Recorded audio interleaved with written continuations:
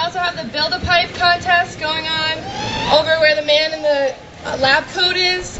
And so if you want to go test your skills, there's some really good prizes for the top 3 water pipes that are built, and we have some good judges for that too. So we also have glass blowing demonstrations going on over here by the stage.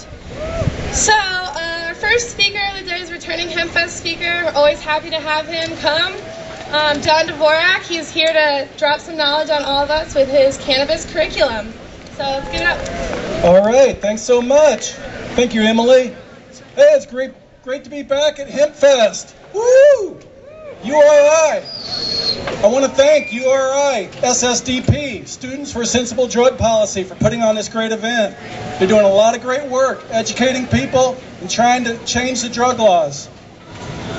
So there's so much going on. I bet everybody's really excited. We've got legalization in 4 states. You can go into Colorado and Washington State into a store and buy marijuana. You can. Yeah, it's awesome. Woohoo!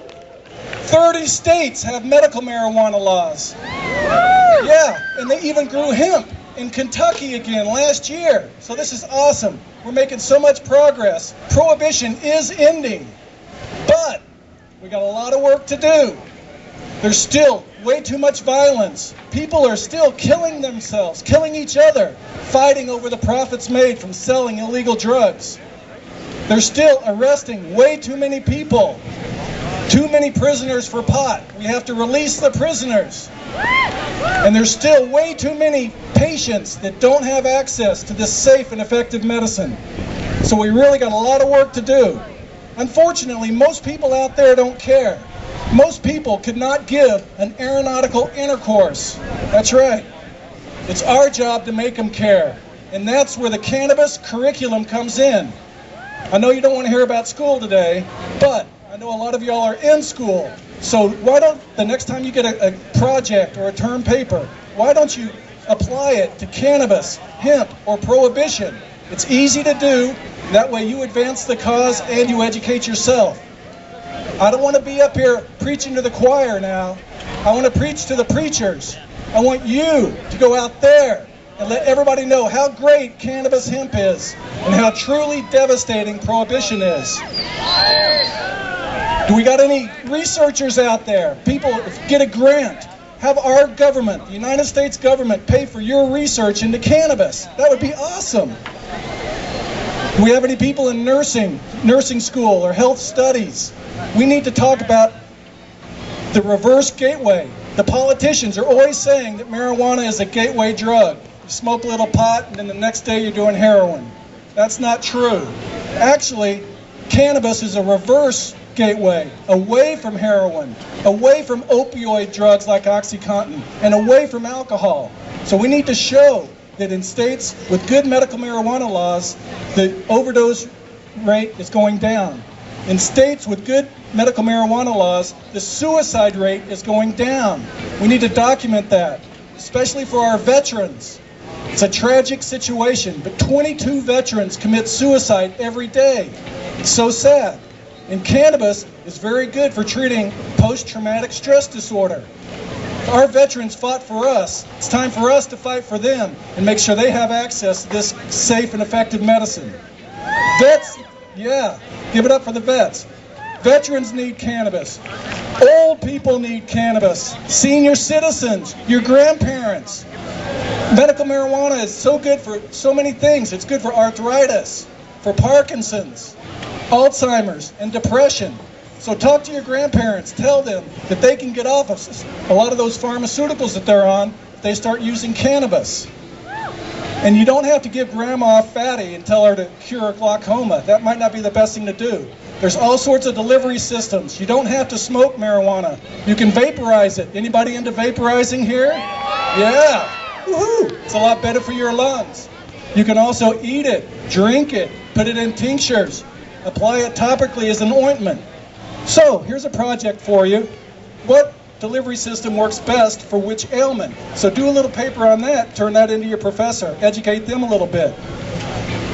So we convince the old people how good marijuana is and how bad prohibition is. Guess what? Old farts vote.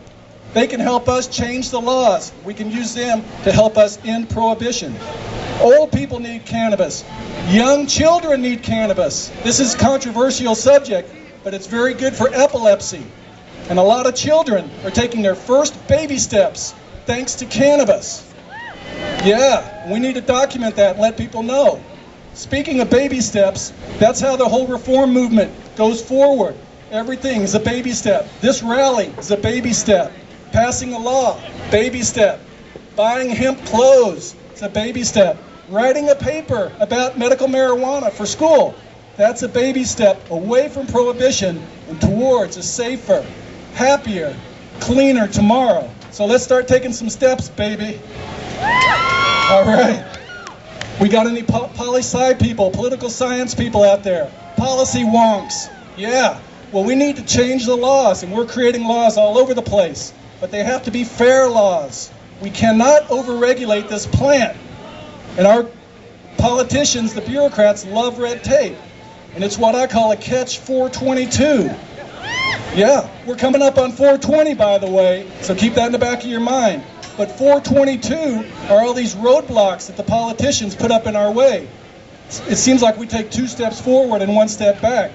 Like in Rhode Island, the politicians are trying to get rid of the caregiver model in Rhode Island. They're trying to make caregivers illegal.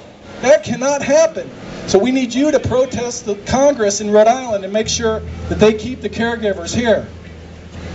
Anybody studying gender and women's studies? Women's studies is very important. Yeah.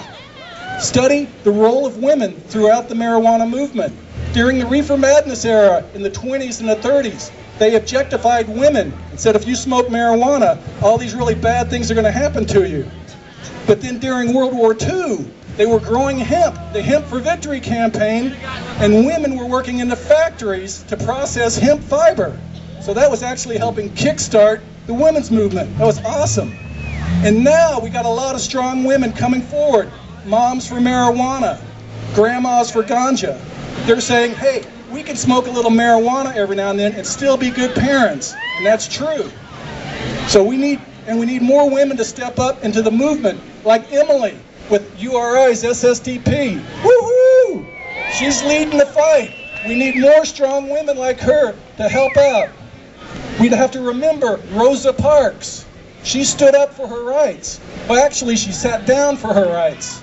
But who's going to be the Rosa Parks of the marijuana movement? Refuse to sit in the back of the Cannabis. That's right, because this is our civil rights issue. We need to do a study and show that prohibition is a racist policy and make people realize that it's a bad thing. All right, let's talk about hemp a little bit. Who likes hemp? Woo! I love hemp. Hemp, hemp, hooray! Hemp, hemp, hooray! Hemp, hemp, today! Yeah! Can you dig it? Hemp is the green buffalo. The green buffalo, that's right. Native Americans use the entire buffalo to survive. Hair, snoot, balls, and all. And you can use the entire cannabis plant to make all sorts of essential products. Food, fuel, building materials, medicine. That's why I call hemp the green buffalo. So if you're studying here, we got a lot of environmental studies. People want to be green. If you're studying the environment here, hemp is very, very green. You can make biodegradable plastic out of hemp. You can use it as input into your 3D printers. So why don't you design a 3D biodegradable plastic product? That would be awesome. Sustainability. Who's studying sustainability here? Well, study and document how hemp, if our farmers could grow hemp and you process that locally and produce products like food, fuel, building materials locally, that money keeps getting spent over and over again locally, creating a multiplier effect and a self-sustaining economy. So hemp can really help our farmers. So document that. Nutrition. Anybody into nutrition here? Food sciences. Well, the humble hemp seed is the new superfood. It's high in protein, high in fiber, and high in essential fatty acids. And you always hear on the media to eat fish to get your omegas. Eat fish, eat fish. No, eat hemp, eat hemp. Yeah, it's better for you and it's better for the fish. And there are no known allergies to hemp foods. Why is that? I don't know, but I need your help to find out. That's all part of the cannabis curriculum. All right. URI has a great textiles and fashion design program here. Anybody into fashion here? Yeah. Well, how's this for an idea? Next project, incorporate hemp into your project. You can blend it with cotton, with silk, with all sorts of other fabrics. It's a tremendous. So have a hemp fashion show during your next school project. Or if you're into history, URI has a huge collection, 20,000 historical textile objects. Why not go through this entire collection and document which ones are made out of hemp? And you can show how hemp's been used throughout history by different cultures. That would be awesome. Alrighty, we're up here. We're talking the talk, but we got to walk the walk too. I want you to buy hemp. I want you to eat hemp. I want you to wear hemp. I'm covered with hemp from head to toe. And I want you to write on hemp. This speech is printed on tree-free hemp paper. That's tree-free Mendus. Yeah. All right, we got any entrepreneurs here, businessmen. We are at the ground floor of a new revolution. You guys have heard of the .com era, right? Well, this is the .bong era, and it's going to blow that away. We got industrial hemp, medical marijuana, the recreational markets. Those are going to be huge. It's going to be $1 trillion crop, and you have a chance to get in on the ground floor of this. So find a company, start a company, invent a product. That would be awesome. But we have to communicate. We have to let people know. Come out of the cannabis closet. I know you guys are out here today, and it's awesome. Talk to your friends. Talk to your family. We have to rebut reefer madness and destigmatize this plant. Write letters to the editor. Talk to your doctor. You'd be surprised how many doctors are brainwashed just like everybody else. We got any people in the theater group here? Why not put on a hemp musical? That's right. The Caitlin County Hemp Wars is a great story about a family trying to save their farm by growing hemp. So I want to see that produced at this theater one day. Our puritanical politicians don't want us to have fun. They say marijuana is bad. We know that when used responsibly, marijuana is very, very good. So we have to turn reefer madness into reefer gladness. Yeah! Woo! I want to wrap up today. I'm going to ask a few questions. They all have the same answer. Why are our inner cities like war zones? Why are our prisons overflowing with nonviolent offenders? Why can't patients get access to a safe, effective, and inexpensive medicine? And why can't our farmers grow an environmentally friendly and profitable crop? You know why? It's a prohibition, stupid!